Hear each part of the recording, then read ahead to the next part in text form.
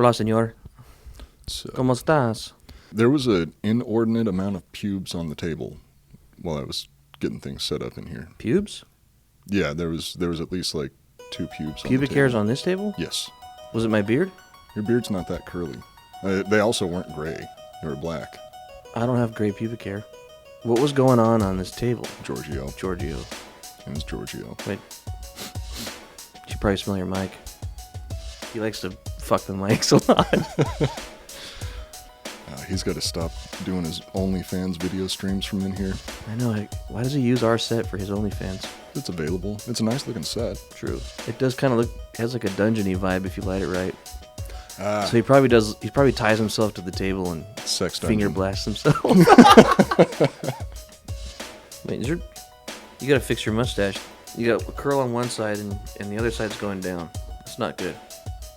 You gotta fix that immediately. I'm working on it. Yeah, you can't be doing a YouTube show with a crooked mustache. There it is. Nailed it. Fuck yeah. Iconoblast. We put the past on blast. Hit 'em with the truth, with things you never knew. Nobody is safe, no thing to place. Got Joel and Coop with history in your face. Iconoblast. Presented by ghostbed.com. Welcome to the Iconoblast podcast. Woo! This is the show that takes a look behind the public facades of famous icons to show you why you can never take anything at face value. My name is Cooper, and sitting across from me, as always, is the one and only Joel R. Benner. Hi. What's going on?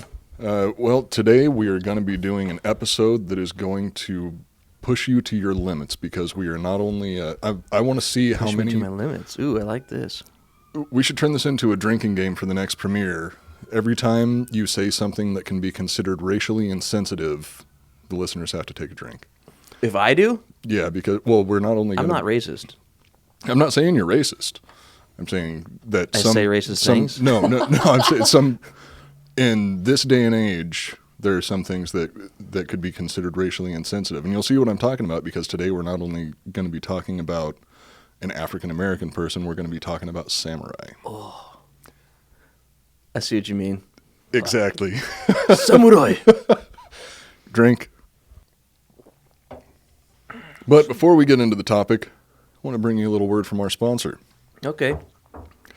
The Iconoblast podcast is brought to you by ghostbed.com/Drinkin' Bros. Yeah. Ghostbed has been a loyal sponsor of the Drinkin' Bros for 5 years now, and everyone here in the studio absolutely loves them. We've all spent time on a ghost bed doing one thing or another. Primarily one thing. Jerking off. Well, okay, so we've been doing 2 things. Different things. Everyone does something different. Everybody's done both of those things on a ghost bed. And you can do whatever you want You can. when you're on a ghost bed. Ghostbed makes high-quality mattresses right here in the good old USA, and each mattress comes with a 20-year warranty.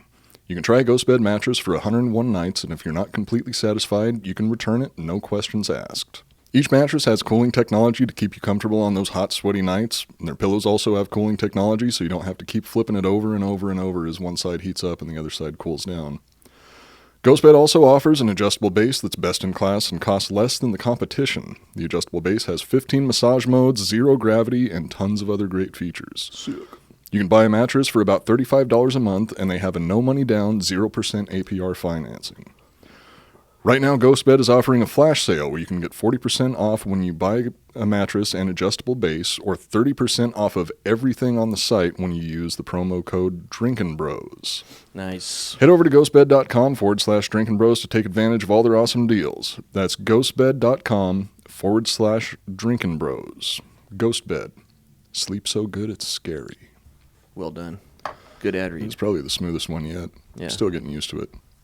So this episode came about because a listener of ours who actually dropped into the studio the other day and brought us a case of White Claw, which was very nice of him. Mm-hmm. He goes by the name Itamashi. on the premiere drink. That's how you would prefer it be said. Now, I'm not saying I consider that racist. I'm saying that that's according to the modern views. Doing accents is racist? Yeah, apparently you can't do that anymore, which for a long time that was. Hank Azaria came out and apologized to all the Indian people for, I'm talking about like the Dot Indians, not the Feather Indians, apologized to all of them for the character of Apu on The Simpsons. I thought that he was like a cultural icon for them. But I'm an idiot. So, who knows? If they were actually offended by it, then good on him. I have a feeling that there was a lot more white women offended by it than anybody else. Yeah, that seems a lot of Karens. Yeah, a lot of Karens were probably the ones complaining about it. But this episode was put together pretty much specifically for Itamashi because he's been a loyal listener of ours since the very beginning. He's been in every single one of our premieres, but he's moving soon and he's not going to be able to join us during the premieres anymore. So this is sort of a going away episode for him. Aw, that's so sweet of you. Yeah, he's such a nice guy. It was really cool getting to meet him. In 1579, a tall, dark-skinned man working as a bodyguard for an Italian Jesuit named Alessandro Valignano arrived in the city of Kyoto, Japan. Kyoto. Drink. I meant to... Smooth sailing, Itamashi. Have fun in Tokyo. Safe travels, Itamashi. I don't know if he's going to Tokyo. Is he going to Tokyo? Yeah. Or he's going to Japan. Yeah. I don't know exactly where in Japan. I mean, as far as I know, Tokyo is the only city over there. I don't know as if far I can as name any of the other my ones. knowledge of Japan. Well, no, I Tokyo. can name Kyoto also if Kyoto still exists. That used pronounced to be Kyoto.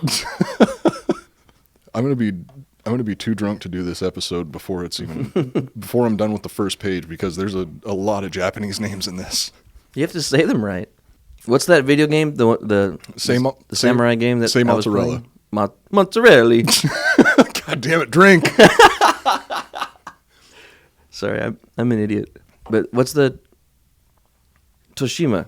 Ghost of Tsushima. Ghost of Tsushima. The main character in that is Chinese. He's a samurai. Pretty sure he's Chinese though. I don't know, but they all sound like that in that game. And I played it for like 100 hours, and I couldn't help but just talk like them because they sound fucking cooler than shit. No, it does sound awesome. And like I said, I'm not offended by any of this shit. I think it's fucking stupid to get offended by it. Oh, no, it's not. Drink. It sounds so cool. Why is it racist? Like I said, I don't find it offensive. I'm just turning it into a drinking game because other people find it offensive. I think it's fucking ridiculous to find it offensive. But I mean, if you're making fun of them and you're insulting them with an accent, I could see that being like, "What the fuck? That's bad taste." Comedy. I think it would be more acceptable if you were actually saying a phrase in Japanese or Chinese or something. Konnichiwa. Yeah, that's better. So you don't have to drink for that one if you're playing along at home. So anyway, I'm just gonna start over from the beginning again so I can get this whole chunk in this whole first chunk in one piece. In 1579, a tall, dark-skinned man was working as a bodyguard for an Italian Jesuit named Alessandro Valignano. Drink. That's okay. You did an accent. No, I did not. I pronounced his name the way that it's supposed to be pronounced because I looked up the pronunciation of the name because anytime I tried to say it out loud, I was like, Valignano. Whatever. Anyway, this dude, Alessandro Valignano, arrived in the city of Kyoto, Japan. His true name and country of origin are unknown, but today we know him as Yasuke, the Black Samurai. Sick. There are no records of Yasuke's age or country of birth, but most historians believe he was from Mozambique.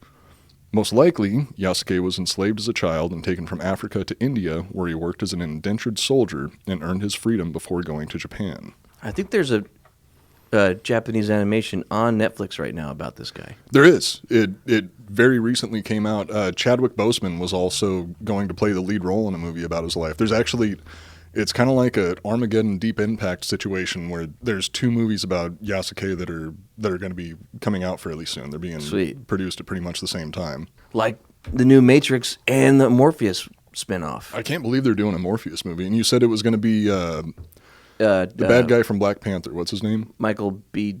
Jordan. Michael B. Jordan. He was the bad guy in that? Yeah. He's the son of Apollo Creed. He's not a bad guy. Apollo Creed was a bad guy in the first Rocky, wasn't he? No, he was the champion. Kind of. He was cocky. Well, Dolph Lundgren was a champion also. He just happened Apollo to be Creed was supposed to be like a homage to Ali. Was he? Yeah, did the same little dances, cocky, juking around.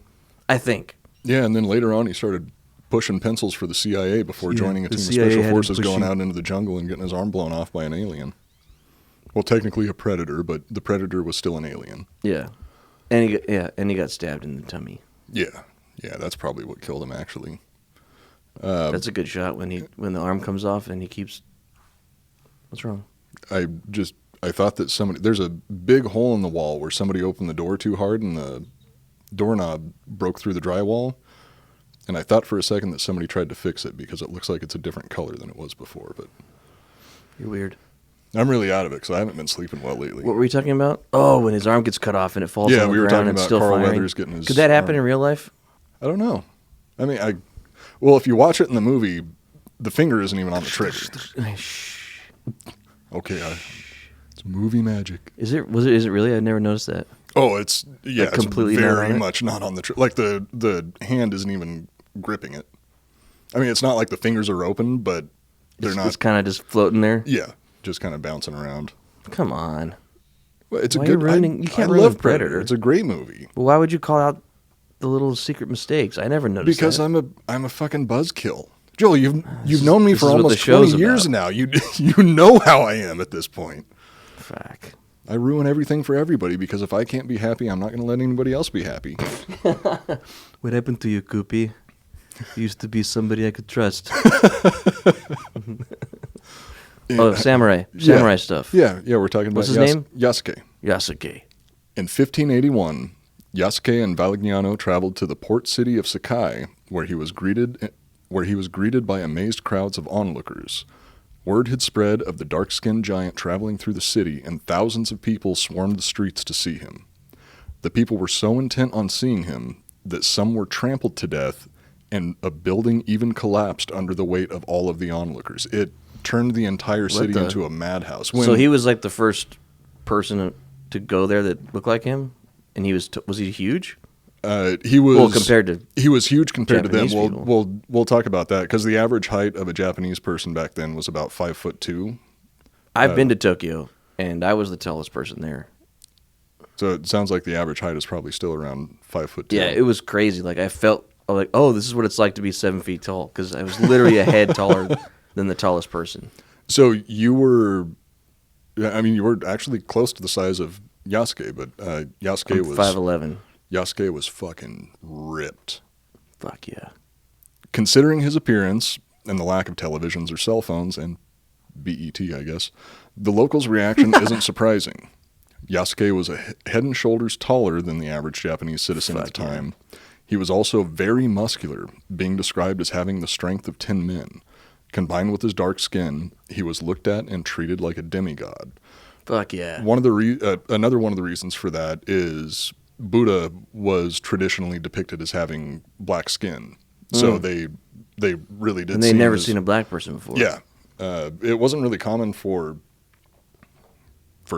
Japan had been since it's an island, or I mean, I guess. Have you seen those pictures of that small island that's off the coast of Japan? That's like an abandoned city. Oh yeah, that looks crazy. I thought you were talking about the one that's filled with cats because there's I don't.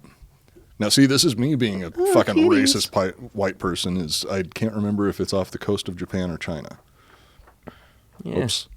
But yeah, there's an island off the coast of Asia somewhere that's filled with cats. I think there's another one that's like filled with rabbits also. That's cool. The mass of people became so intense that Yasuke and Vallignano were forced to take shelter in a temple to escape the mob. The locals. Why did he go there? To Kyoto? Yeah. Vallignano was a inspector for the Jesuit missionaries. Okay. I think they were based out of India, I believe. Or they were based out of the Indies, which at the time consisted of a few different places. So he was sent there as an inspector or a kind of an official visitor. Okay. So they were some of the few foreigners. Japan was very much he was like, isolationist for a long time. Well, Yasuke was his bodyguard. Bodyguard. Sick. Also known as like. What was he trained in before going there?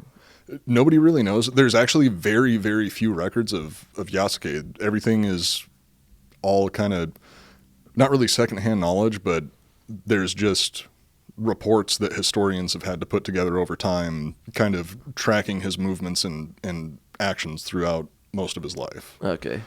So it's still even debated whether or not he was a slave to Valagnano, but most likely considering that... They were cool with each other? I mean, it seems like like a Django thing? Yeah, you could kind of consider him Could be. Django. Fuck, that's probably racist too. We should have like a racial sensitivity coach in here with us right now, just so we don't offend anybody. Do the best we can. We are who we are. Yeah. We learn from our mistakes. We get in trouble, well, we'll have to... We should be geniuses because we make a lot of fucking mistakes. all the time. We learn from some of our mistakes. I do my best to love everybody, no matter what they look like or how they act, even if they're criminals. The only people that I'm biased against are assholes. And Yeah. stupid people. Assholes and stupid You're people. nice to me. Well, you're not stupid.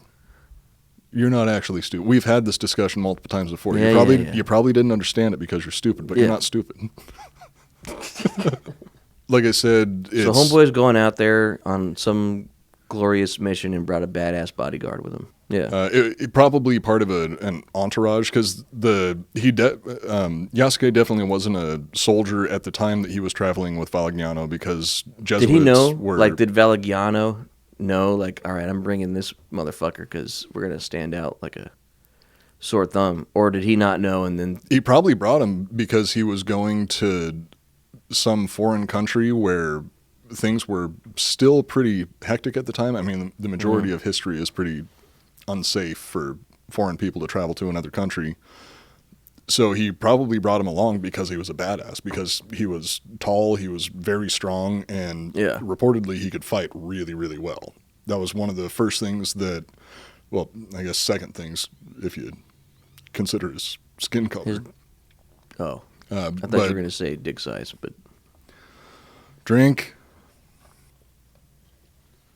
So I think the reason that he brought Yasuke with him is because he was strong, he was intimidating, and... He could snap necks. Yeah.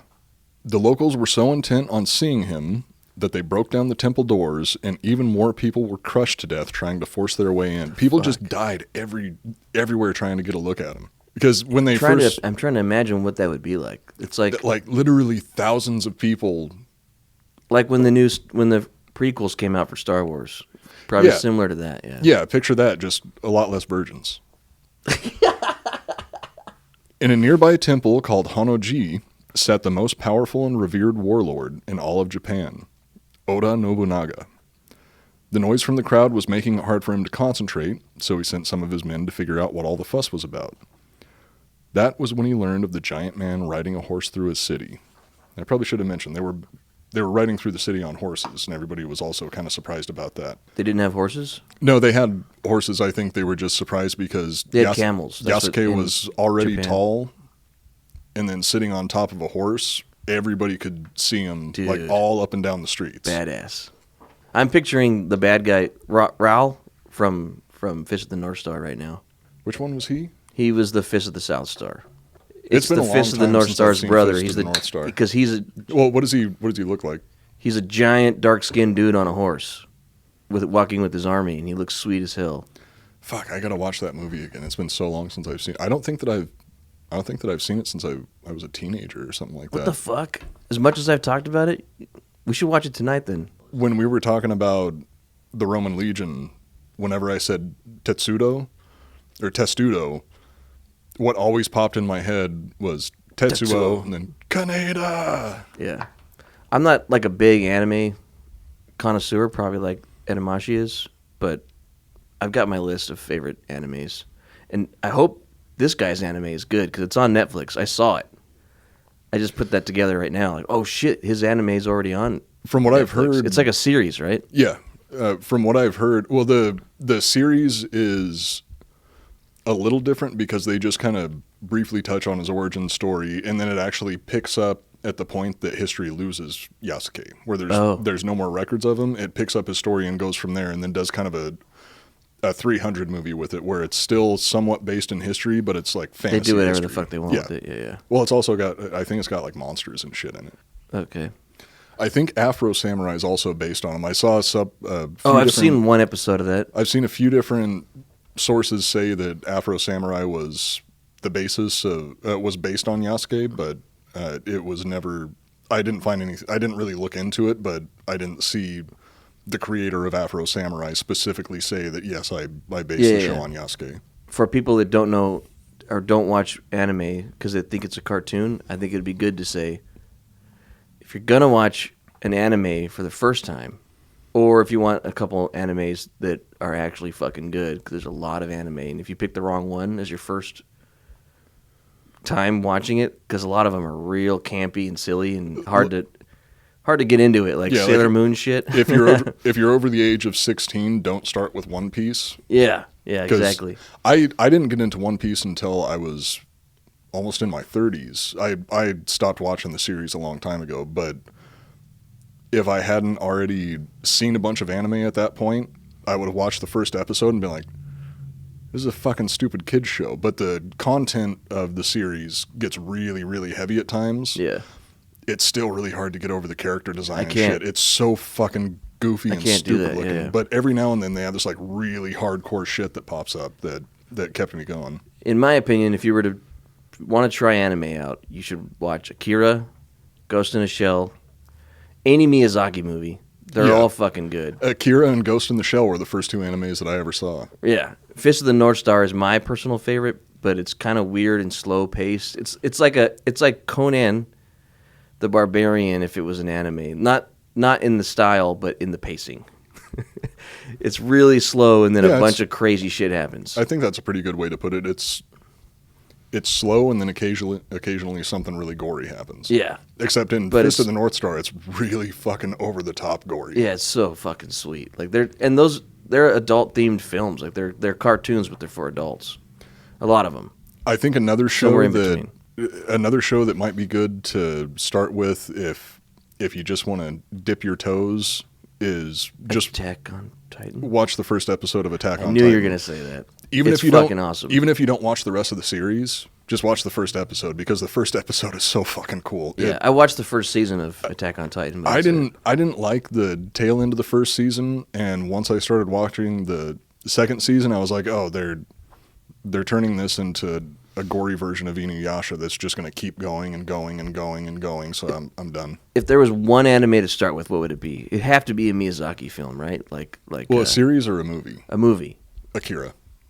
You think Akira is better than Miyazaki? For adults, if you're watching it as an adult and you actually want to check out something that's super, I feel like more anime-esque, because the Miyazaki movies, to me they're more like animated fantasies.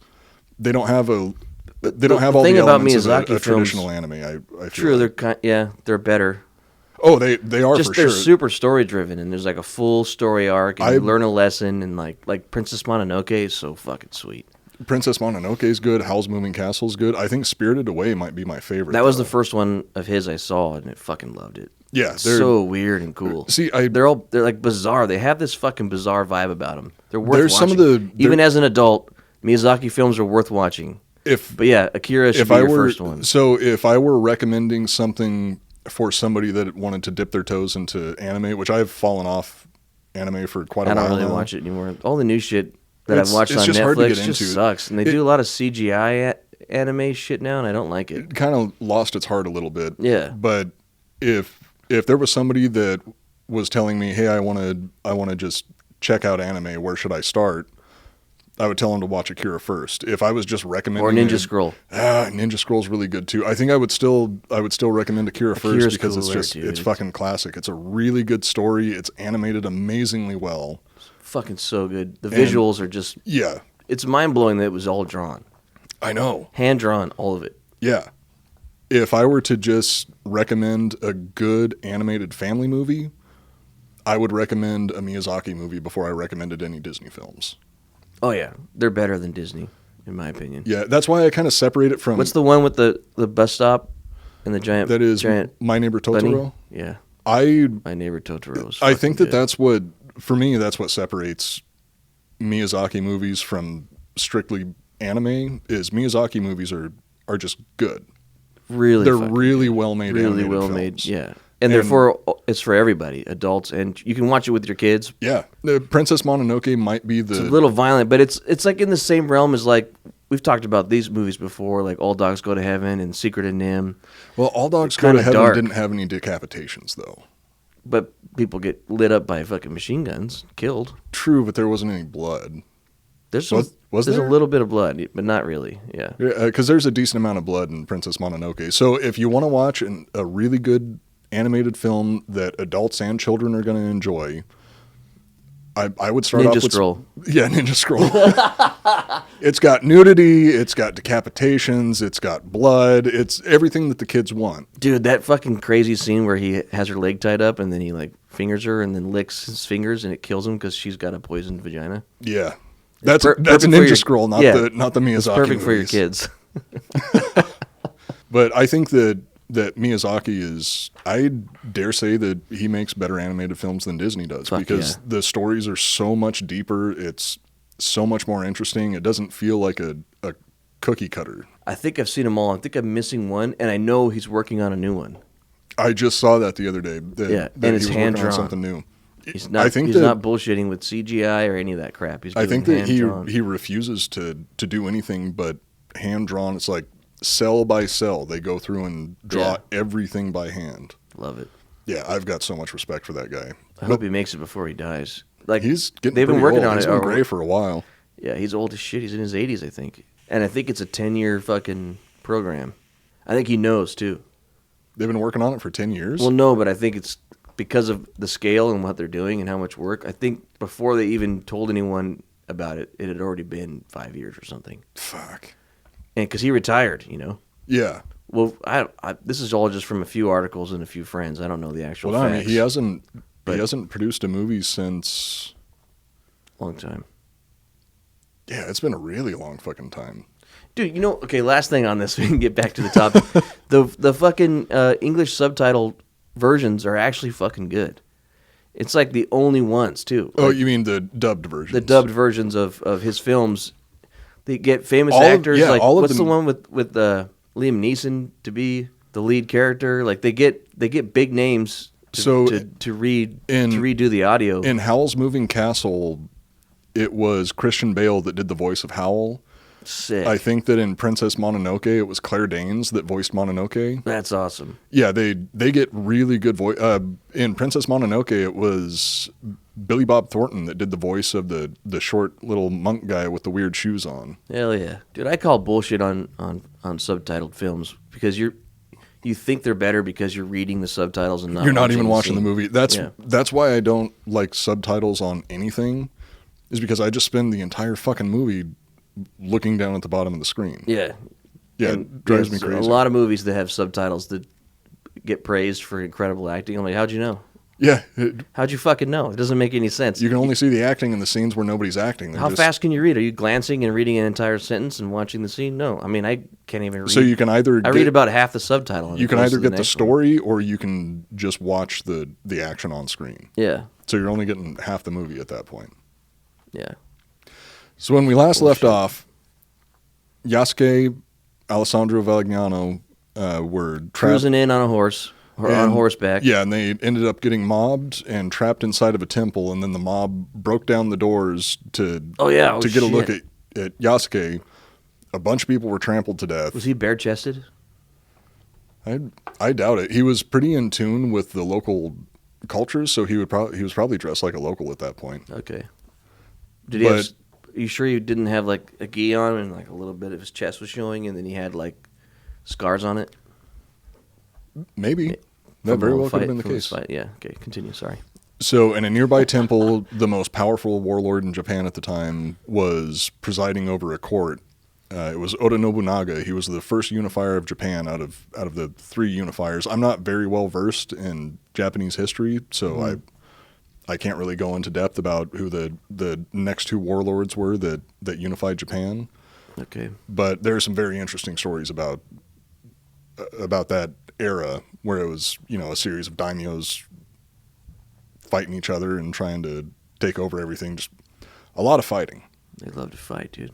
Because they know kung fu or karate, or which one is it? You tell me. You racist bastard. Staying out of it. Take a drink. Yeah. I remember in a Jackie Chan film after he beats the shit out of somebody, he says, "That's Chinese kung fu." So is China does kung fu? Is there a kung fu that isn't Chinese then?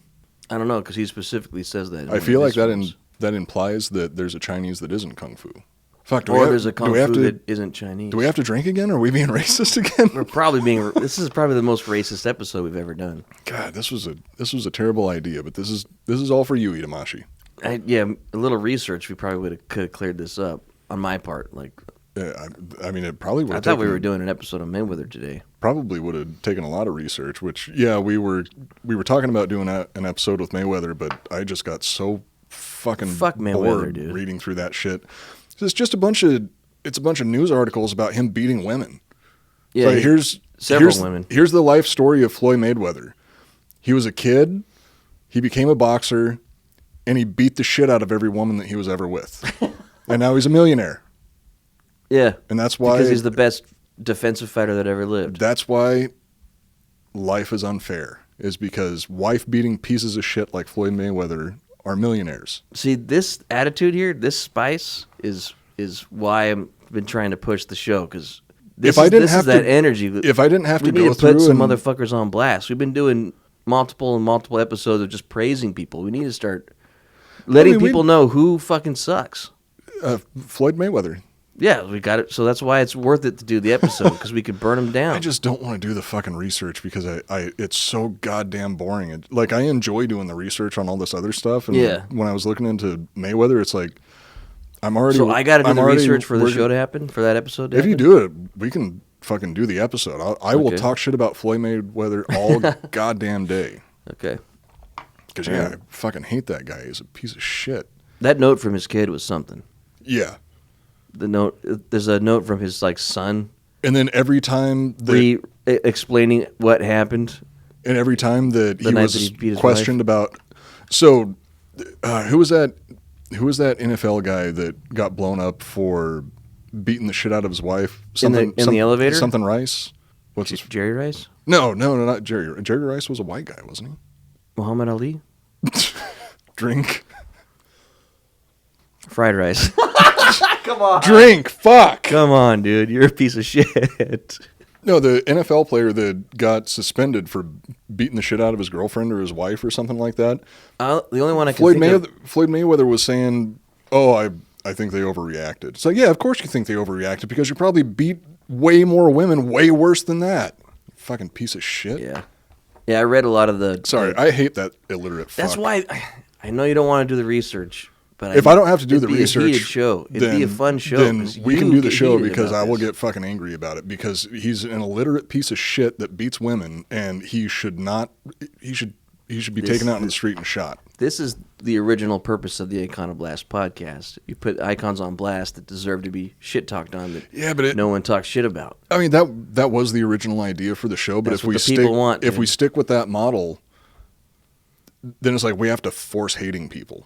No. We hate the ones that deserve it. We praise the ones that deserve it. That's what's fair. But also doing the right mixture of the two. It should be 50-50 in my opinion. Yeah, probably. Well, we'll find somebody to take I'll fucking do the research. If you want to do a Mayweather episode and I don't have to spend all day reading about that fucking piece of shit, I do the research. I would be more than happy to do it. Okay. I'm down for that. All right.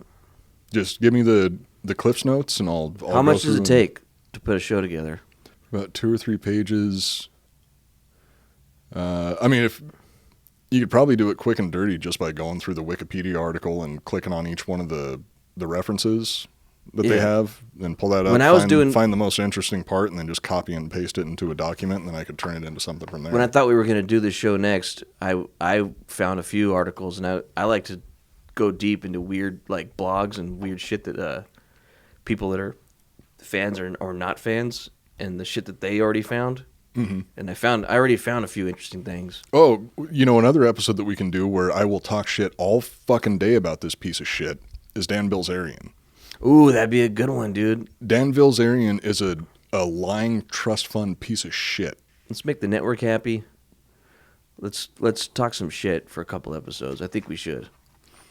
Okay, I'll do the Dan Bilzerian episode if you I'll do the Floyd Mayweather All episode. right, that'd be awesome. Because yeah, And fuck then we'll Dan do. Bilzerian. And then we got to do. Dan Bilzerian is one of those guys that I've actually gone down a rabbit hole researching just because I fucking hate him so much. Dude, when we were back in the Colt Wolf days, which was one of my production company film shit that I was doing before we came here, when we were looking for funding for Chuck Hank, was one of the films that we were working on. Chuck Hank and the San Diego Twins. Yeah, it's like a sweet B action movie that'll never come out. But we had conversations with him. He was going to give us money to be in the film. All of that money was somebody else's money.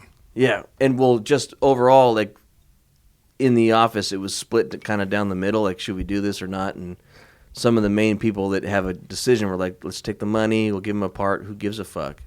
And I was one of the people that were like, have you just spend 1 hour looking this guy up? Ignore his Instagram. His Instagram is entirely fake, and take 10 minutes to look up any article about him.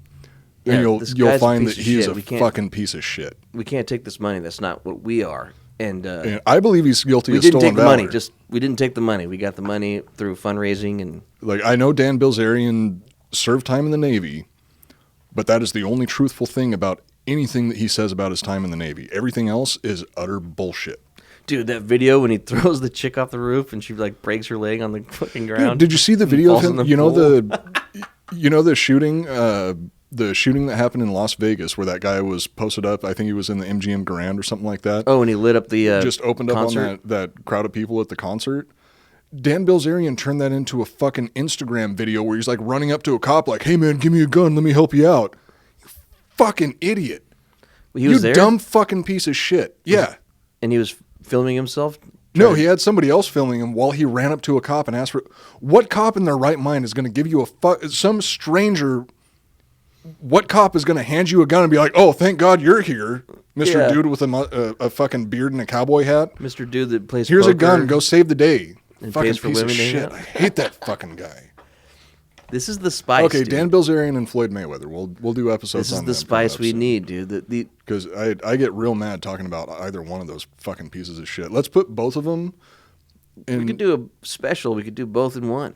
That's half the research for both of us. I could talk shit about either one of them for an entire episode, so we might as well not waste the content. We'll split them up into 2 episodes. I would enjoy talking shit about either one of them for an hour because I hate both of them. I hate both of them with a passion. This is my boy right here. This is Matthew Cooper, ladies and gentlemen.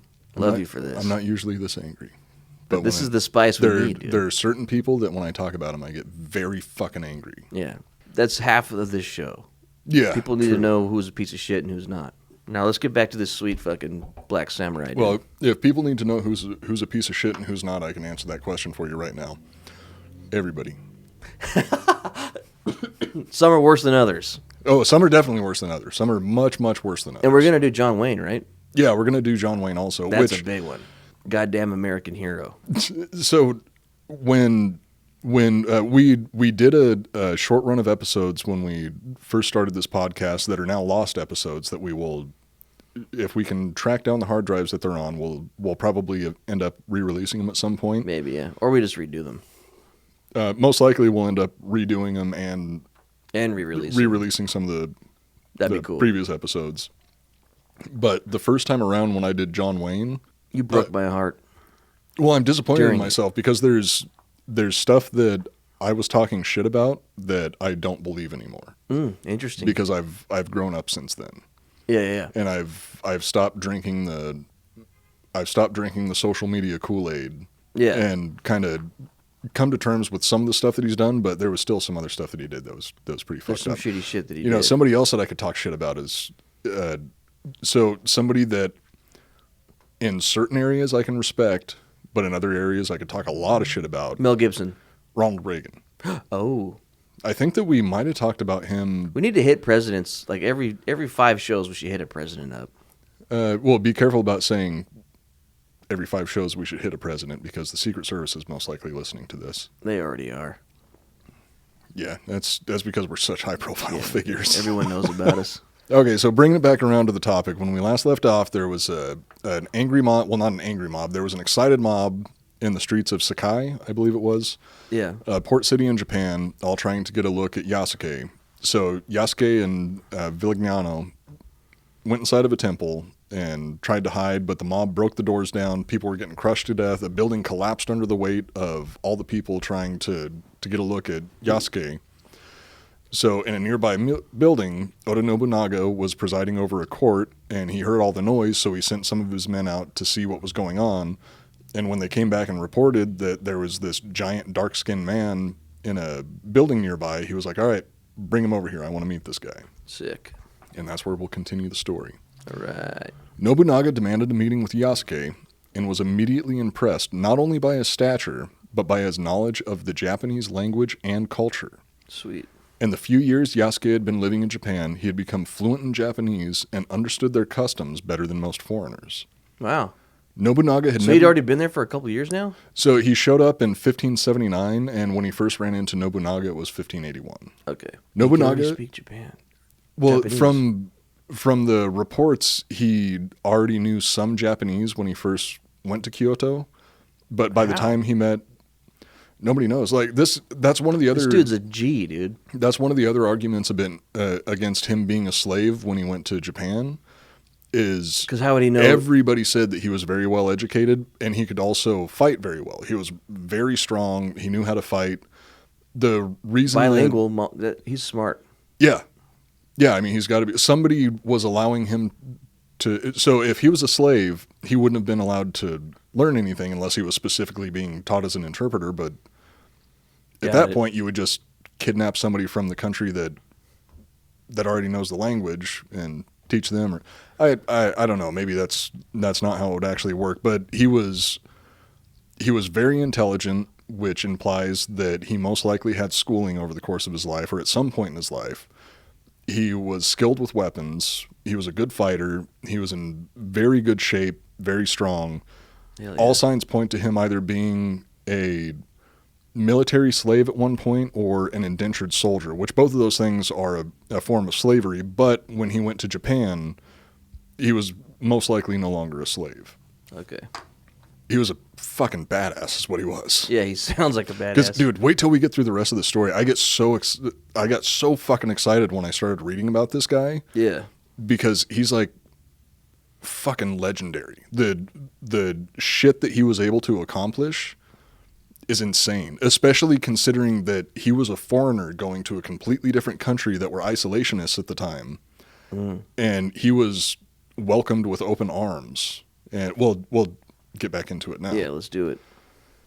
Nobunaga had never seen anyone from Africa before, so the color of Yasuke's skin surprised him. He initially didn't believe that it was natural in origin, so he ordered him to strip to his waist and had his skin thoroughly scrubbed. Which is pretty racist on Nobunaga's part, but I mean, he didn't know. It was the first person from Africa that he tried to wash he'd him? ever seen. Yeah, he thought that he had dirt caked all over his skin. Or something, yeah. Yeah, or that I think what he initially thought was that he had inked his skin, like used ink to dye his skin black. He tattooed his entire No, body. like actually just smeared some sort of ink all over himself. I think because this is all, it happened a long time ago. It wasn't extremely well documented. Ink be like squid ink? I mean, that would be one form of ink, and they definitely have squid in Japan. What is he thinking? Wait, how would they do that again? What was that? Like, that looks like something else. Yeah, what do you mean? He just wanted to see him with his shirt off, I think. As ripped as this guy is described as being, I don't swing that way, but I would have wanted to see him with the shirt off too, because he sounds like he was a fucking giant. What's this guy's name that made him take his clothes off? Oda Nobunaga. He's gay. So he ordered him to strip to his waist and had his skin thoroughly scrubbed. Upon discovering the color was indeed not a result of caked-on dirt or ink, Nobunaga was even more intrigued. Did he clean everything? Like even, just to his waist. The spacer? I don't know. Considering the stereotypes, if they would have gone below the waist, they probably would have just put him in Nobunaga's place. And we're like, oh, you're in charge now. Oh, shit. The fuck is that? Drink, and that's my fault. Biggest spacer they ever saw. Impressed I've been scrubbing this thing for 10 minutes, and I'm only halfway done. And I'm only on the spacer. Oh God, we need to grow up. He probably had big, low-hanging fruit too, right? That's very low. Big man, big nuts, That's spacer. low hanging fruit on so many different levels that it's hard to even calculate. Yeah. But I still think it's funny. I think comedy should be off limits for insensitivity. Comedy is supposed to be insensitive. It's supposed to highlight the ridiculous parts of society Anything. and culture. Yeah. I don't know who described it this way, but comedy is supposed to like hold a mirror up to society and be like, hey, look how fucking ridiculous everything is. Yeah, but we're not comedians. We're just fucking idiots. We're just two idiots. Yeah. That love low-hanging fruit jokes. I love fart and dick jokes, dude. It's my favorite thing. Hey, there's nothing wrong with that if you can't do any better. It's all you got. If it's what you love and it's all you got, it's what you do. You know, I take after my father, and we both love fart jokes. I still, to this day, will laugh at a fart. Doesn't matter. I'm almost 40. Me too. Love fart jokes. We did 2 episodes on farts. Yeah. Great episodes. I would do 2 more if I could. Yeah. But we're not allowed to anymore. We're varying the topics now. Yeah. We've been naughty boys. We got spanked. Yeah, well, understandable. Mom and Dad spanked us, and we deserved it. Yeah, it's understandable, and we're fixing the problem. But that's something that I knew as a kid. If I was ever in trouble, that was one way that I knew that I could get out of trouble is by making a fart joke. With your pops? Yeah, because he couldn't help it. He thought farts were hilarious. They are. Yeah, they are hilarious. So it's so cool that you can involuntarily make an incredible sound like that. Yeah. It's really fucking weird. And people have been laughing at farts for years. And if anybody doesn't believe that, go back and listen to the 2 separate episodes that we did about farts before. Some of the greatest poets of all time told fart jokes and laughed at them. If you think farts aren't funny, then you're telling Mark Twain and Jonathan Swift and William Shakespeare that they're all a bunch of uncultured idiots. And if you think that Mark Twain and Jonathan Swift and William Shakespeare are uncultured idiots, then, I mean, actually, you must be a fucking genius. This is Mark Twain. He told a fart joke, and there's an episode about him. Why is he wearing blackface? That's insensitive. No, his face is burned. He's two-faced. It's half and half. Oh, okay. Oh. His mustache got burned. Here, I'll put him right here. All right, let's get back into this. So we could talk more low-hanging fruit jokes. Yeah, where did we even leave off? So impressed Kyoto, or whatever his name was watching. Jesus Christ, drink, Joel. Come on, that's balls. just another. That's just another random word. The names are hard to remember. No, they're really fucking hard. Just like all the Caesar names. Yeah. Gaius Marius was. That's it. Was he? Was it uncle? We can't talk about Caesar anymore. Oh yeah, we're not allowed. Not for a little while. We can't talk about Caesar anymore. Yeah. No, those are going to be bonus episodes now. We're going to finish the story of Julius Caesar in bonus episodes. We're going to release them as we have time. So we are going to be finishing the story of Caesar because the best parts of his life are coming up later on. When Caesar gets killed, do you think they... Spoiler alert! Jesus Christ, Joel. This is the second episode in a row that you've ruined the ending of Julius Caesar's story. Nobody knows he's dead. That's the actual reason why we're changing subjects, because I ruined it. Yeah. What's his name again? Which one? The Black Samurai. Yasuke. So Yasuke... I think that's how it's pronounced. It's pronounced Yasuke. Drink. Fuck. Come on, man. I'm going to be too drunk to finish the episode now. Wasn't my idea. Make this drinking game. I got to follow through. So, Yasuke? Yeah. Is getting his balls washed by some general. I didn't say that. That's where we were. No, what was happening is the most powerful warlord in Japan at the time, they were called daimyo, was washing his balls. His low-hanging fruit. You need to grow up. No, I'm pretty sure that it wasn't the most powerful person in Japan washing his balls, which he wasn't washing his balls. He had them stripped to his waist. Well, he had his personal he guard washing his balls. Then he had servants scrubbing him. And this motherfucker was probably 3'6", so he was just looking up at his fucking spacer while they were washing it and shit. I can't believe we're both pushing 40 at this point. I'll never change. Because I'm laughing at that too. Are we ever going to grow up? Dude, if it was I hope not. I'm imagining it as an anime, and it was like the general warlord guy comes up and he's like, and he's like super Oh, tiny. God damn it, drink! And he's got a long mustache like this, like that points all the way out, because he's supposed to be a fucking general warlord guy. Dude, if you keep saying this shit, I'm just going to have to chug the rest of this drink. That's up to you.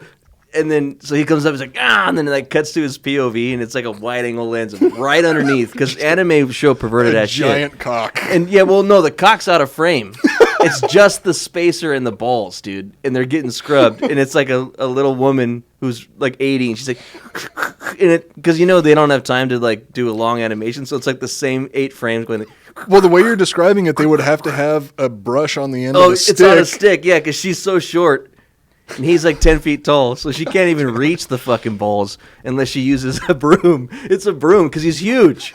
It's a fucking push broom. And so at her angle, it's this huge push broom. And then when it cuts to the balls, the broom is like small in comparison to the balls. And every now and then it's nudging the balls, and they're just kind of the balls have like a toy swinging back animation. and forth. Like a fucking bell tower, dude. Oh, fuck. I can't believe we are legally allowed to vote, drive cars, buy weapons, and soon join the military. Oh, yeah, constitutional carry just passed, or it's getting ready to pass here in Texas. So we can, us two assholes could just have this idiot could have a gun in his fucking pants right guns in our pants right now. You know where I would put it? Right on the spacer, dude, right between the balls and the ass. No, I know exactly what you would do with it. Is you would unzip your fly and you would stick it down your pants so just the barrel is sticking out of the fly. Oh, that's a good idea. It's probably a bad idea. I don't need a holster. I would just. just tie it with my penis. Like tie the barrel, use my penis around the. I don't know. It's not that long. I went to Ozfest in 2000 and 2001. Or, 2099 and 2000. So I went to Ozfest 99 and Ozfest 2000. Okay. They don't allow you to take cameras inside, and they've got security You out shove them front. up your that searches ass. you. No, both years I taped a disposable camera to my junk. To your spacer? No, to my junk. I put it right alongside my cock and balls. And Taped it all together. And then wrapped tape around it.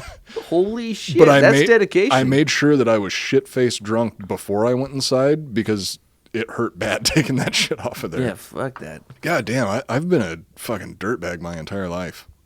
The tape it to stupid shit that I've been doing. I mean, there's definitely smarter ways to smuggle it in there. I could have just shoved it in my ass. God knows I have plenty of other stuff up there all the time. That's what I was thinking. Like, why didn't a disposable camera would fit up your ass? Dude, one of those old school flash photography cameras could probably fit up there. Those fucking those cop flashlights fit up there too every time you get pulled over. We need to get back to the story here. A lot of people watch and listen to this show. You're revealing how I've all hardly the shit you shoved up your ass. I've hardly said okay, to be perfectly honest, I haven't put anything up my ass, and I'm That's a little ashamed of it. That's because a lie. No, I haven't. Not even a finger? Well, I mean on accident if I wipe a little too hard. You wipe with your finger? Wait, it breaks through the toilet paper and you're like, "Oh, fuck, I got a finger in my butt." Whoops. And then you've never put your finger up your ass? No. To see, like, 'cause don't you have to check? You have to check it like once every 6 months I've had a doctor do it before. Me too. That sucked. I had to hold somebody's hand while the doctor was doing it because I was pretty shy, pretty uncomfortable about it. Did you shit? No. No. One of the reasons that I was having it done is because I was having a lot of gastrointestinal issues and I just wasn't eating because I was nauseous all the time. Seems like being nauseous is kind of my resting state. When I had my appendix removed, they fingered my ass. Your appendix isn't in your butthole. I know. I think the doctor was just being naughty. So when they did it, well, I came. Jesus, Coop. Can we get back to the story here? Did the doctor have one hand on your shoulder or two hands on your shoulders? She had 2 fingers up my ass and she was cupping my balls.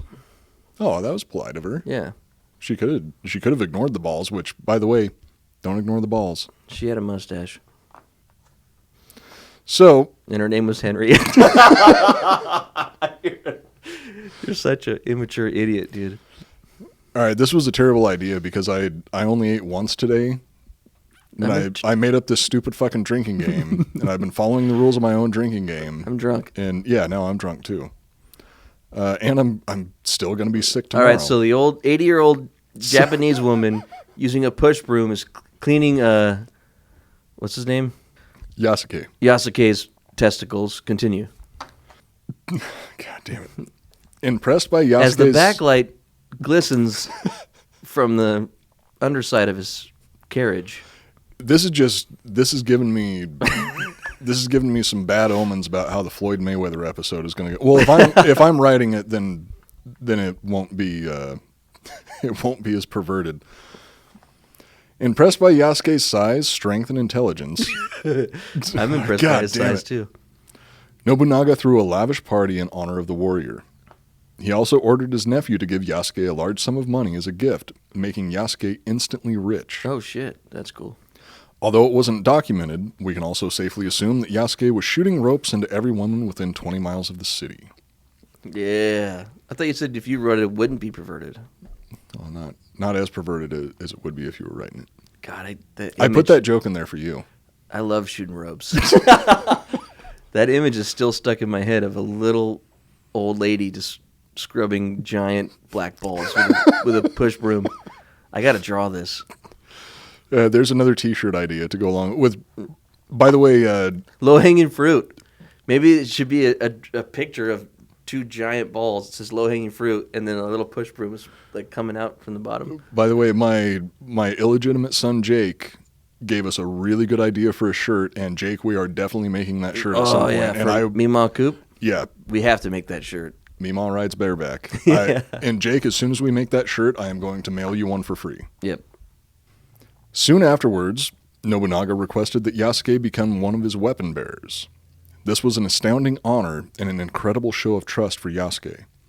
As a weapon bearer, he would be privy to the secrets within Nobunaga's court and hold a higher status than most of the citizens in Japan. Yasuke earned this position over a matter of days. Nice. Just by being... When are they going to let him get dressed? Through the entire party, there's still just some lady sitting there like... Yeah. It's like a super serious scene. It's real quiet. You just hear... Because he's always getting cleaned. I seriously can't believe that we're legally considered adults. I've said that before on the show, but I'm still amazed by it. Mm-hmm. Yasuke took his new position very seriously, and within a few months, he was awarded with a home in Azuchi Castle in Kyoto. Along with the fancy new home, Nobunaga presented Yasuke with a gift that was given to very few. A katana. Oh. Drink. Katana. Goddamn, Joel. Is that two? I'm just going to call that one. So drink once if you're playing the drinking game. Oh, you got the katana blade. At the time... Is it racist when I do Arnold's voice? Come on, baby. Everybody knows you can't be racist towards white people. Come on, Koopy. Come over here and fuck me. Arnold's extra white because he's Austrian. Let's go into the spa together. We could take off our shirts, have some champagne. Come on. Let's do it. Fuck me. You know who else was trying to go to art school in Austria? You know who else was getting his fucking balls scrubbed by an old lady? Arnold Schwarzenegger. He was probably getting them scrubbed by like supermodels. He's got a thing. I forgot. Okay. He's got a kink. Yeah. We don't kink shame around here. Nope. Whatever gets you off, fully acceptable. Come on. As long as you're not diddling little kids. Listen to me. If you diddle little kids... I don't like little kids. You get dragged out into the street and shot. I want to fuck the maid. Maria, get the fuck out of here. I'm trying to fuck the maid right now. I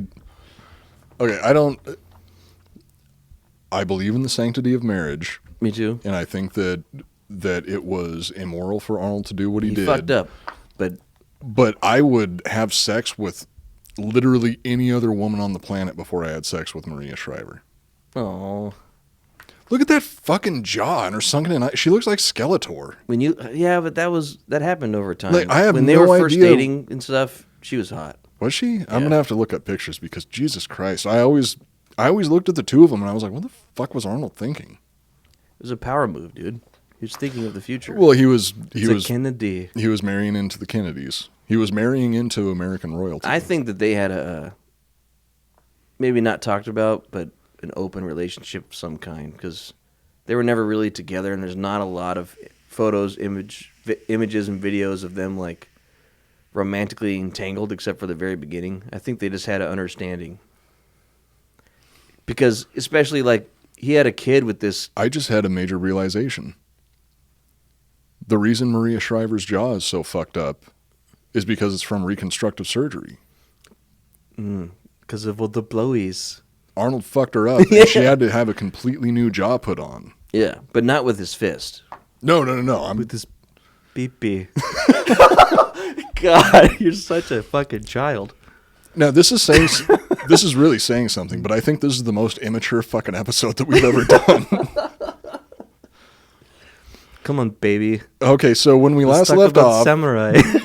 God damn it. Nobunaga presented Yasuke with a katana. At the That's time, fucking cool. At the time, only select people were allowed to carry this type of sword, and it was considered a symbol of a special class of warrior. The samurai. Drink. I knew you. I seriously, I knew you were going to say that. Dude, I fucking love the samurai. I've still got two pages to go. To be honest, a lot of them were pieces of shit. That'll be another episode. Everybody's a piece of shit, though. I do want to do an episode specifically dedicated to the samurai to talk about how they were, denying weapons to other people, and they would test out their swords on slaves. Just people. People. At the time, only select people were allowed to carry this type of sword, as it was considered a symbol of a special class of warrior. Did he get The samurai.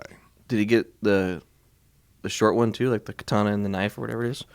One of the things, from my understanding, one of the things about samurai is they were very specifically the only people allowed to carry two swords, and they would get a katana and either a wakizashi or a tanto. The wakizashi is like the medium-sized blade, and the tanto is more like a dagger, like a single-edged Tanto. dagger. Tatanka. No, drink. No, wait, maybe not. I mean, that's just saying... I just said buffalo. Yeah, you just said, okay. In a native language of our people. But the Nah, drink, man, fuck. Over the span of a few years, Yasuke had risen from being the bodyguard of a Jesuit missionary to becoming the first foreign-born samurai in Japanese history. That's fucking sweet. Yasuke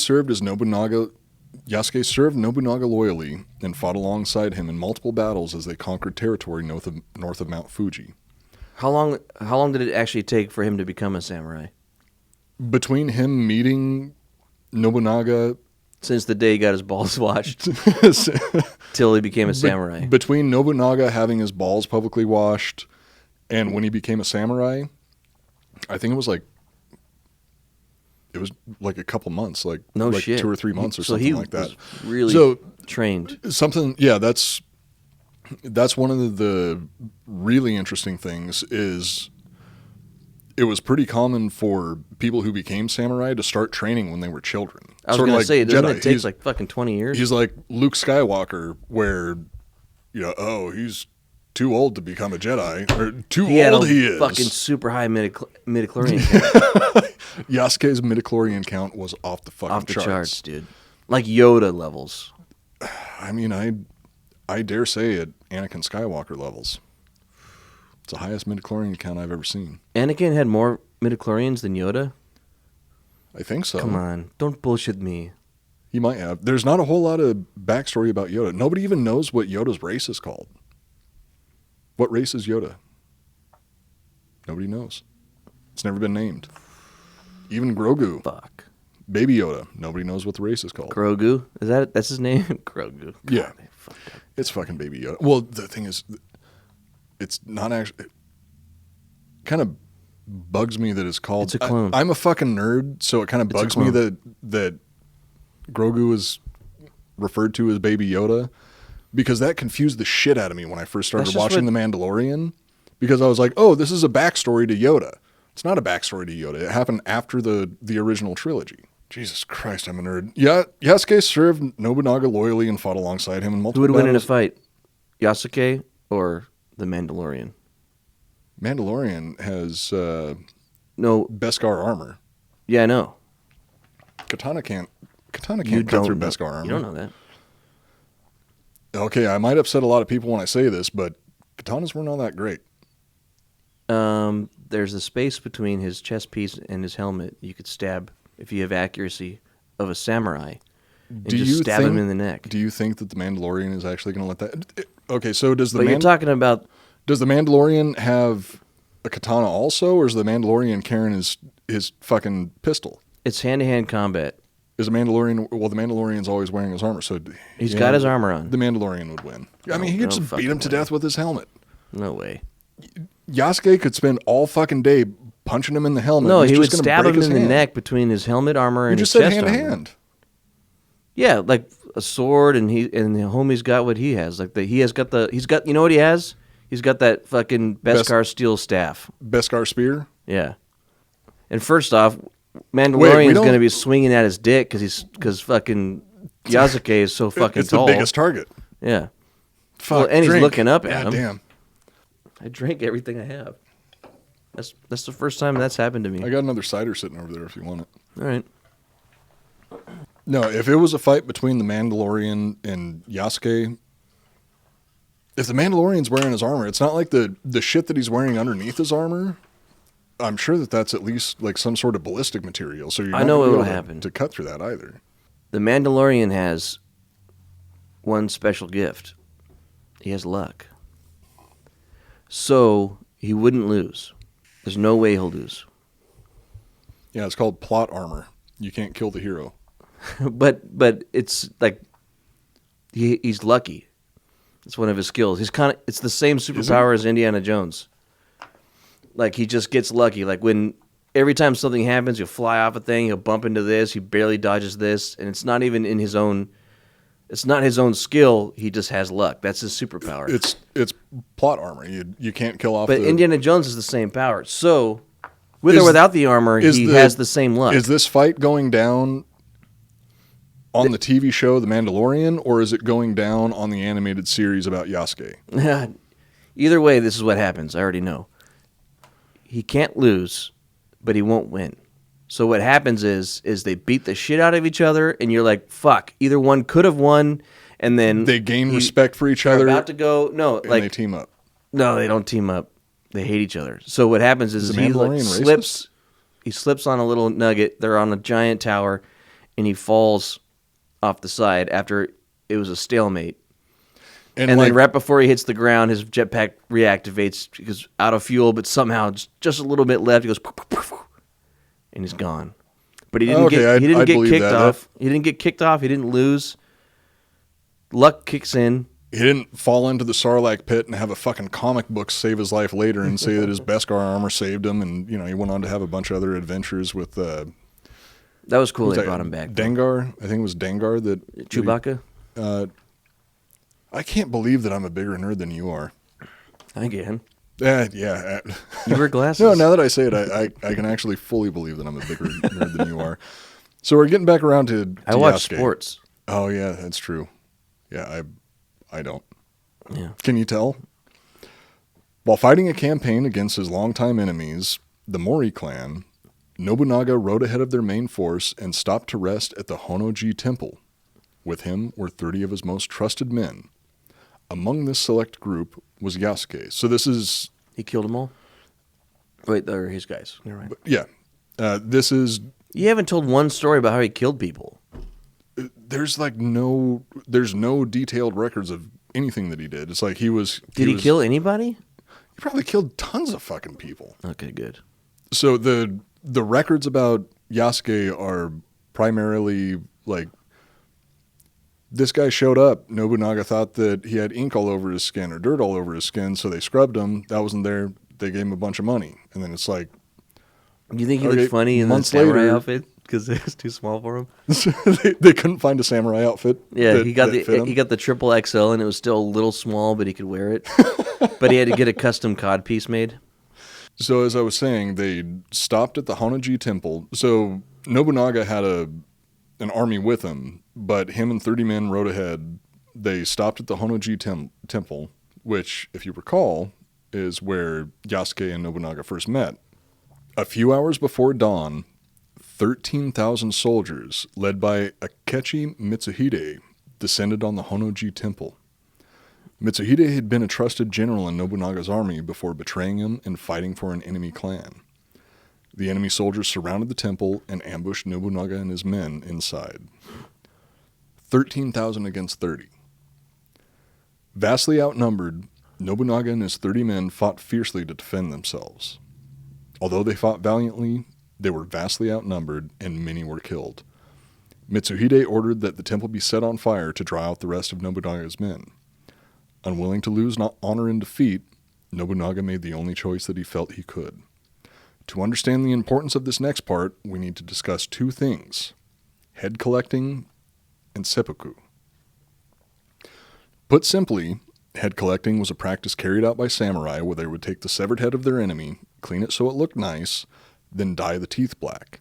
Whoa. Collecting the head of a fallen enemy was seen as a great honor to the winner, even more so if the head belonged to an important or powerful person.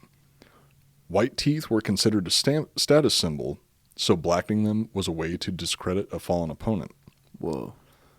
Seppuku is a form of ritualistic suicide that allowed a person to retain their honor even in death.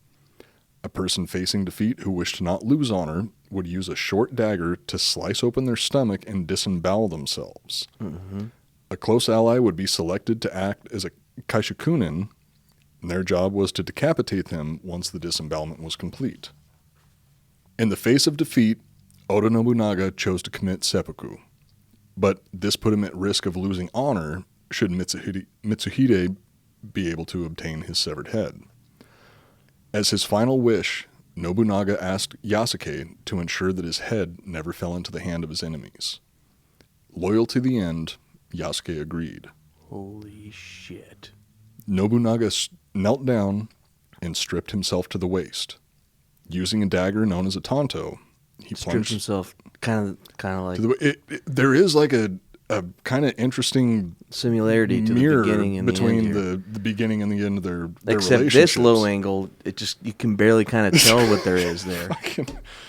Yeah, drink for that one. Like looking up, there's a lot of hair, but you're like, what is that? It's like a little berry bush. Just because I've already drank enough, I'm going to consider that part of the same racial insensitivity. Using a dagger known as a tanto, he plunged the blade into his stomach and cut horizontally across his torso. His kaishakunin was ready and quickly decapitated Nobunaga so as to not prolong his suffering. Yasuke fulfilled his promise, collecting Nobunaga's head, and fled from the temple. How'd he get away from 13,000 dudes? He's Yasuke, dude. He probably just Hauled cut his ass way on a through all horse? of them. So during the process of, it's either seppuku or seppuku, I don't know which emphasis, which syllable the emphasis is on, but I know it. Then you twist, it's like, shh, Well, whoosh, and you go all the way to the side, and then your guts. You start at the bottom. I think that there's different ways to do it, but I've read about it being done in two different ways, where there's one where you just cut horizontally across your stomach, and there's another one where you cut about halfway through your stomach and then twist the blade and cut upwards. I don't know which one is actually technically accurate. I also know that That's how early you feel on the day. yeah, whatever you're feeling for the day. I know that early on, the whole process was carried out solo. It was also generally a process. If you were, You have your little rug, and you roll it out, and you kneel on it, and then you say would, a prayer. You would also, you'd like bathe yourself. You would write a death poem, clean your balls, and clean your balls, and you then need fresh nuts when you're going to heaven, Oh, or yeah, wherever they go. Yeah, you don't want your balls stinking in the afterlife because it just stays with you. It stays with you. Yeah, you can't take a shower in the afterlife. So originally they would carry it out solo, where they would just bleed to death. After they cut themselves open, they would just bleed to death, which, stomach Sucks. wounds could take a little while to kill you unless you're able to Make sure you cut all the way across so it goes fucking. Well, there's also quicker. an artery in there. I can't remember the name of the artery, but if you go The septum. It's not the septum, but if you go deep enough, you can hit an artery, and if you cut that artery, you'll be dead pretty quickly. It's still going to hurt really fucking bad, but if you hit the artery, you'll go out pretty quick. If you miss the artery, then, there are people that have been disemboweled that survive for a surprisingly long time. So later on in the tradition, they added the kaishakunin, which also I'm probably mispronouncing that name. Kaishakunin, yeah. It's definitely not an Austrian term. I remember when I did that to my father. Give him the kaishakunin. I think I'm not sure if it's a direct translation or just a rough translation. The kaishakunin is just the second, beheading? your second. Your Like second. your backup, pretty much. Like your bro. You choose somebody that's very close to you that will carry out the act for you. And once you complete the cut, they'll chop your head off. But I've also It's heard like a mercy killing. Yeah, it is. It totally is. You've proved your point by disemboweling yourself, Now and you're give you a not choppy. you're not a coward. So I'm going to end your suffering because you've proven yourself. But I've also heard that it was traditional for them to not completely sever the head, because if they would leave a flap of skin enough to keep the head from rolling across the ground, Because that would be disrespectful. because it would be I think it would be considered vulgar or something like that. It was like, oh, that's gross. That a head just Inappropriate. flopping around. Yeah, that's inappropriate. See, that's why I do not fucking believe in trying to apply our modern morals to the past. You can't, yeah. It's fucking impossible. It Yeah, is you can't. absolutely fucking impossible to apply our modern morals to the past. You got to because fix your mustache again. Your left side fell down again. There it No, is. it always does. They grow in opposite directions because if you notice, my face is pretty lopsided. But as I was saying, I was about to make a Turn goddamn profile. point. Turn profile. If we've done this before For the already. YouTube people at home, look at this fucking guy, dude. I was about to make a good goddamn point. You could take a fucking katana to the forehead and it wouldn't even cut in, dude. It would just stop on that bone. Oh yeah, You have a second bone right there. the front of the skull is much thicker than the other parts of the skull. But No, I was you- in the middle of a really good fucking point. You just interrupted me. I'm sorry, dude. You can't apply you can't apply modern morals to the past because that shit is constantly changing. You can't, I mean, you for sure can say like, oh, looking back now, I can say that these people are pieces of shit. But back then, which I'm not saying Yasuke or Nobunaga, I'm sure that both of them did a bunch of fucked up shit. Right. Because people do fucked up shit all the time. Well, it because depends on what's everybody's fucked a up piece at the of shit. time, though. Yeah, it depends on it's all subjective. It changes over time. That's one of the reasons that okay, I'm not going to get political because I was just going to say some shit about some displays that were trying to be put up around the Alamo. Has nothing to do with what we're talking about right now, but please do not try to apply modern morals to people in the past, because the way that they did shit back then was completely different than the way that we do shit now, because we are growing as a society over time. Yeah. And we are currently over the whole history of humans, we spent 200,000 years as babies, and now we've just become infants. It's like we're just learning that, like, oh, if I hit this person and just they starting to cry, walk, oh yeah. shit, maybe that's bad. Like, there's stuff that we're doing now that people 1,000 years from now are going to be like, Jesus Christ, they were fucking barbarians. Yeah. I can't believe that they did that shit. What's wrong with them? Yeah. So we're fucking barbarians compared to people in the future. So get off your goddamn high horse acting like I'm looking at you because you're just who I'm talking to. You can talk to the cameras there. Okay, I'm talking to the camera now. Get off your fucking high horse, because people 1,000 years from now are going to think that you're a barbaric piece of shit, because humans are barbaric pieces of shit no matter what they do. So get over it. Well said. Stop applying your fucking modern morals to the past, you stupid fucking idiot. Okay. There, I had a rant. I got angry about This is something. what we need. We're talking shit about something. Good. All right, so when we last left off, Yasuke grabbed Nobunaga's head and fled from the temple. By preventing Akechi Mitsuhide from obtaining And Nobunaga's he was holding head, his fucking master's head. Yeah, ran out of the temple with Do you his think head. like, there was a couple times where he was like, fuck, there's no cameras right now, thank God. I just I could No, put my but he dick in had- his mouth like, and he nobody's was- going to care. He's rushing. You think he's on a horse? That I don't know.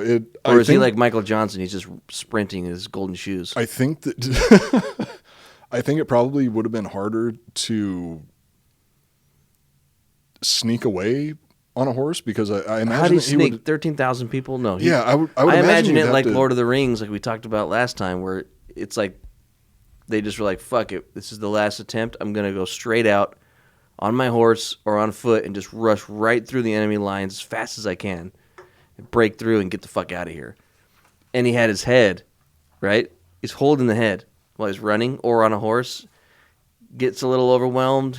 He's doing a little choppy chop with his katana, and then He's the other chopping side with is his like- right hand. Somebody walks It's like up a on ball his and left chain. side, and he's like, It's "Ah, like, fuck, fuck." I don't have anything else." Yeah, Smacks little him in the ball and head. chain with the head. I think it's not written in the history books, but I'm pretty sure You're pretty sure he that's ball what and chained. happened. He used his head as a ball and He chain. grabbed at least Nobunaga's against- head by the hair, and he was swinging it around, fucking smacking people with it. No, only when he had to, out of respect. And he counted those as kills for him. They weren't his kills. They were his master's kills. You know, there's a time in history when a severed head killed somebody. Right now, I just explained it to you. Well, no, probably two or three. No, I'm saying that there's a documented case in history. I don't remember who exactly it was. Hopefully, somebody in the premiere will talk about this in the live chat. Wait, someone actually killed someone with a severed head? That's cool. No, a severed head killed somebody. The tooth from somebody got their head cut off, and then the person who cut off the head tied the head to the saddle of their horse, and as they were riding home from the battle, the severed head bumped up against their leg, and the tooth scraped their leg, and it gave them an infection that ultimately killed them. I'm going to need to look that up to figure out who it was, because It sounds like Sleepy he Hollow. got killed by a severed head. No, that was he threw pumpkins instead of a severed Right, head. but his head got cut off. It was Yes. probably that head that did it. Yep, most likely. Yeah, Sleepy Hollow was a true story. I heard about that. That's got Mel Gibson in it, right? No, it's got Johnny Depp. Johnny Depp. Same. They kind of look the same. By preventing Akechi Mitsuhide from obtaining Nobunaga's head, Yasuke prevented him from gaining legitimacy as a ruler.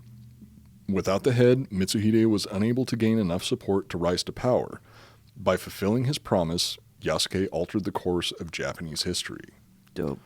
Yasuke delivered the head to Oda Nobutada, the son of his former lord. With his father's death, Nobutada became the new leader of the clan, and as the new leader, his first course of action was to seek revenge against Mitsuhide. Fuck yeah. With Yasuke and 200 soldiers behind him, he marched out to avenge his father's death. Although Nobutada had 200 soldiers with him, they were still no match for Mitsuhide's 13,000 men. Yeah, fuck. The large army quickly defeated them, and most of his men were slaughtered. Nobutada followed his father into the afterlife by committing seppuku. Fuck, so now the homie's got two heads? No, they still prevented Matsuhide from getting Nobunaga's head. No, shit. Yasuke probably took his head too. So now he's carrying around two heads. Like, fuck, Yeah, where do I put like these nunchucks. things? And then after he defeats the enemy, he ties both the heads to his testicles because they're of equal size and just moves on with his life.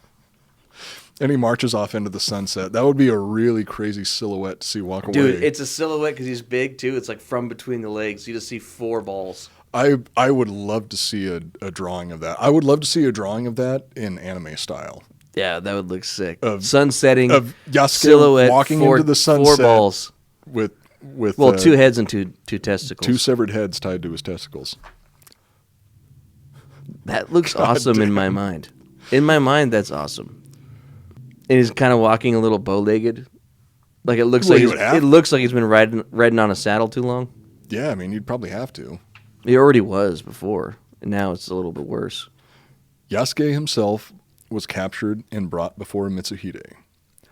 The last historical record of Yasuke says that Mitsuhide spared Yasuke's life, but ordered that he be returned to the Jesuits. Although there were later reports of a dark-skinned warrior in other parts of Japan, the true fate of Yasuke has been lost to history. How many people has he killed? Million?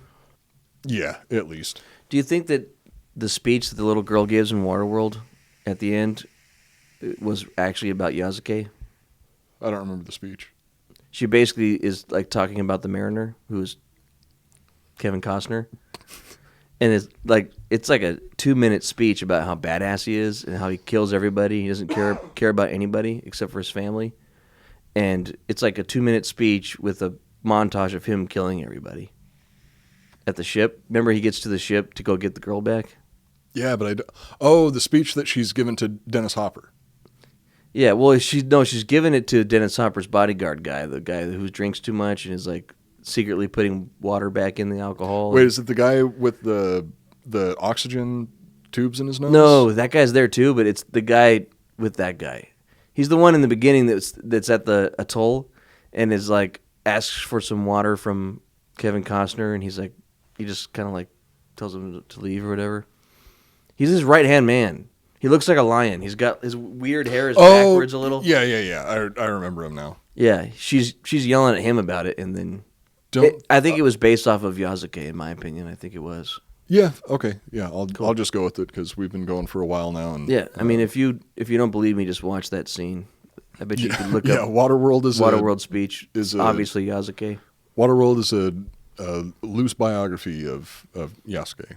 That's how he ended up. He ended up like out on a sailboat, just traveling the 7 seas, killing men. Did Kevin Costner die at the very end of Waterworld, or did he No. just sail right off into the sunset? It's been a long time since I've seen it. No, he didn't ride off. He boated off. Sailed off into the sunset. Yeah, sailed into the sunset. Yeah. Oh, okay. Yeah, it ends with because he didn't want to live on the island with everybody. Yeah, else, it didn't feel right for him. Water. His gills were like freaking out. Yeah. He was like, fuck, I need to be with Flipper.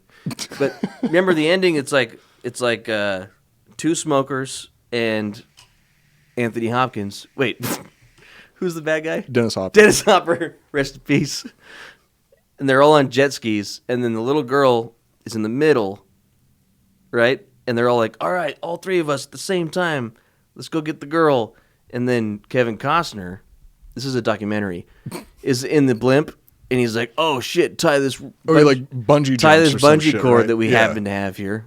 I'm going to jump off. And then he jumps off, grabs her, lifts her out, and the 3 of them crash, and there's a huge explosion.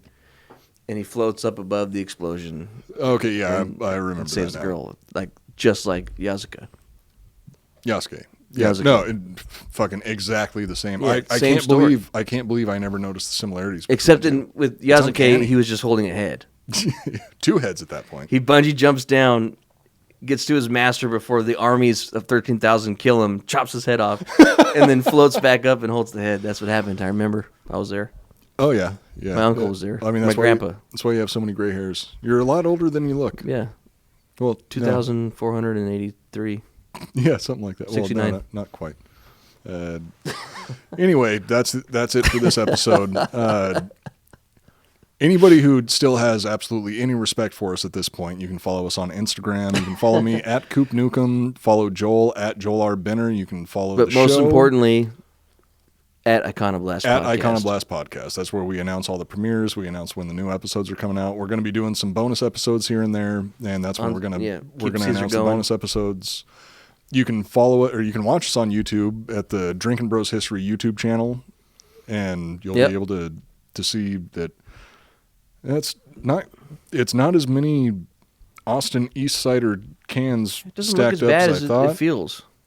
But I haven't eaten all that much today. Have you even eaten it all? No, remember No, I said, exactly. I said that I had some calamari and I had some fried chicken and some French fries. I don't think I ate today. You can tell by my body fat that I don't eat a lot. Yeah. It doesn't look like I eat. I look good. So, as I was saying, you can also check out Softcore History. That's our Brothers in Arms on the Drinkin' Bros History channel. That's Dan Regester. You can follow him at Dan Regester, at RobFox3, at Jake Goldman. They just had Jack on there. Yeah, it's a good show. I'm not going to be around this week to switch their show. Would you mind switching that for me? Because I'm going to be watching my sister's house while you're out of town. I don't know how to switch. Fuck. All right. Well, I'm going to have to talk to Handsome Dan and let him know that I can't be around to switch the show for him. I'll switch it. That's it for this episode. Come back next week where we talk about Something. I don't know what it is What's yet, it gonna but be? it'll be something. It'll be either Dan Bilzerian, Mayweather, or possibly Either Dan Bilzerian, Mayweather, or something completely different. We had to delay. We were initially planning on doing a show next week with Dakota Meyer, but we had to delay that for reasons. Several reasons. Yeah. But we do still have Dakota Meyer scheduled to be on the show in a few weeks, and we're going to be talking about a Medal of Honor recipient. So that should be a really interesting episode to tune into. Yeah. Anyway, this has been the Iconoblast podcast. My name is Matt Cooper. Dr. Benner here. He's not a doctor. Reminding you to never take anything at face value.